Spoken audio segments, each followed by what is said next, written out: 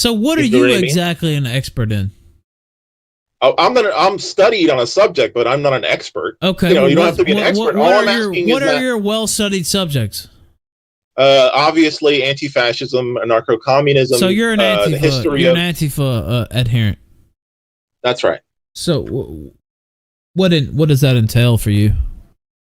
Well, Antifa is a negative position, right? And then my positive position is anarcho-communism. One philosophy influences the other. So Antifa is part of a very broad spectrum of ideologies that are just against fascism. So you can be a Marxist-Leninist, you could be a Kropotkinist, you could be a bunch of different left-wing things and be anti-fascist. Anarcho-communism is a more specific thing about libertarian. Explain your anarcho-communism belief.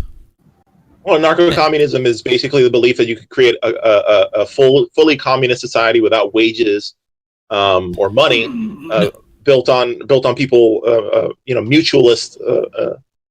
Now you understand that a lot of people, and I hear one of the co-hosts here laughing at that because communism, every place it's ever been tried, it's never worked just because of the human condition doesn't really allow it to work. Well, you could say the same thing about capitalism. That's a matter of opinion. No, a communism eventually you run out of other people's shit. But are you talking about capitalism failing? Capitalism failed. You don't remember the massive stock market crashes? You don't remember 2008, 1920? Yeah, okay, it failed. It failed temporarily, but it corrected. It's built within the capitalistic democracies mechanisms to correct these things.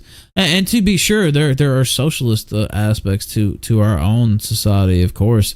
But there are ways to address this. You can't say it failed. I mean, we're still sitting here in the United States of America. The whole country didn't collapse. There wasn't a revolution. There wasn't a civil war. Where there's some tough times. North Korea existed. How many years did Soviet Union? I mean, again, you could say any system. We're just sitting here, the most powerful nation in the fucking world on capitalism. Okay. The fucking Ottoman Empire wasn't the scoreboard. What is it saying? Well, technically, China is the most powerful country on the face of the planet at the moment, but that's okay. And they were slowly but surely moving away from full-blown communism. Actually, that's not even close to correct. China is absolutely not the most powerful country on the planet. It is still the United States. It is. Ralph, you might have Russia's above the United States. Are they as strong? Are they as strong? Russia. That's not even true. That's not even close to remotely true, dude. Wait, Russia's ahead of us in military power. Google it, dude. No, it's not.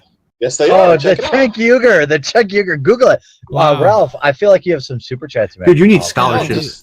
You do need some scholarship. We need black skin on this, I have to say. But no, I mean, you're just wrong. Do they have more conscripted troops? Yeah, but that doesn't matter. So technologically, we are far superior to not only the Russians but the Chinese as well. The system is built on the environment. The environment is collapsing due to climate change. Now, is it always going to be that way? No. Look, is it always going to be that way? No, not unless we spend and continue to invest and stuff like that.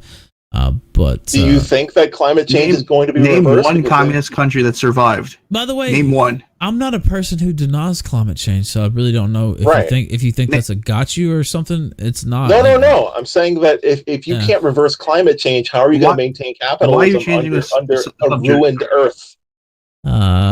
Hyphen says quartering and blogger are both soy boys equals horseshoe theory.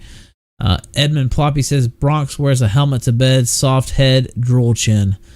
Travis Hahn says that was good shit. Yeah.